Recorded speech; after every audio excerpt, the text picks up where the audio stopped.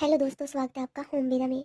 आज हम बात करने जा रहे हैं कि छोटे बच्चों में खांसी की प्रॉब्लम को, कफ कोल्ड को कैसे ठीक करें। उन्हें हम ना तो ज़्यादा हार्मफुल मेडिसिन दे सकते हैं और ना ही एंटीबायोटिक। तो हम घरेलू इलाज कैसे करना है हमें, अगर बच्चा छोटा है और उसे कफ एंड कोल्ड की प्रॉब्लम है, कफ छाती पर जमा हुआ है, तो कैसे ठीक हो सकता है जमा हुआ कफ। तो आपको करना ये है कि 2 से 3 चम्मच शहद के लें और घर पर पिसी हुई काली मिर्च लें, ब्लैक पेपर। और ये ब्लैक पेपर जो है वो 25 से 30 दाने लेनी है आपको और इससे पीस लेना है आपने। और 2 से 3 चम्मच शहद में मिक्स करके कांच की डिब्बी में भर के रख लेना है। दोस्तों, हमेशा ही आपको कांच की डिब्बी का ही यूज़ करना है। तो आप 2 से 3 बार शिशु को ये दे सकते हैं, बच्चे को भी दे सकते हैं। इससे क्या होगा कि उसका जो जमा हुआ कफ है, छाती पर जमा हुआ कफ है, ये डिजोल्व होकर निकलना शुरू हो जाएगा। कि बच्चे की आप देखेंगे कि नाक बहने लगेगी, तो आप घबराइएगा मत। ये नाक जो उसके छाती पर जमा हुआ कफ है वो डिजोल्व होकर निकल रहा है, इसका मतलब ये है। तो दूसरा तरीका है, लहसुन की 3-4 कलियां लें, पैन या तवे पर भूनना है उन्हें।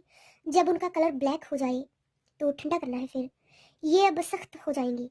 अब इन्हें पीस कर 4 से 5 चम्मच शहद में पीस कर मिला लें और इससे 2 से 3 बार बच्चे को इसे भी आप दे सकते हैं। और ये भी बहुत ही असरदार नुस्खा है कि जैसे हम छोटे बच्चों को और कुछ नहीं दे सकते, तो ये बहुत असरदार नुस्खा है। 2 से 3 बार देना है आपने दोस्तों दिन में। तो इससे भी आप देखेंगे कि तुरंत उसी ही दिन आपको फ़ायदा नज़र आएगा। बच्चों की जो कफ है वो डिजोल्व होकर ना के जरिए बहना शुरू हो जाएगी और बच्चा ठीक हो जाएगा। तो दूसरी तरफ आप ये कर सकते हैं कि सरसों का तेल लें और उससे बच्चे की छाती जो और पीठ उस पर मालिश करना चाहिए आपको। इससे भी बहुत फ़र्क पड़ता है।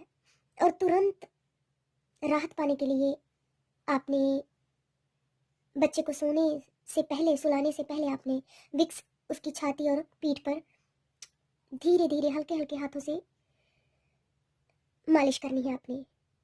और अगर नाक ब्लॉक है बच्चे का, आप नोट कर रहे हैं कि वो उसे सांस लेने में प्रॉब्लम है, उसकी नाक ब्लॉक है, तो आप थोड़ी सी विक्स उसके नाक पर भी लगा सकते हैं, मालिश कर सकते हैं जब भी देखें आप, दिन में 2-3 बार। तो इससे भी बहुत राहत मिलेगी बच्चे को। धन्यवाद।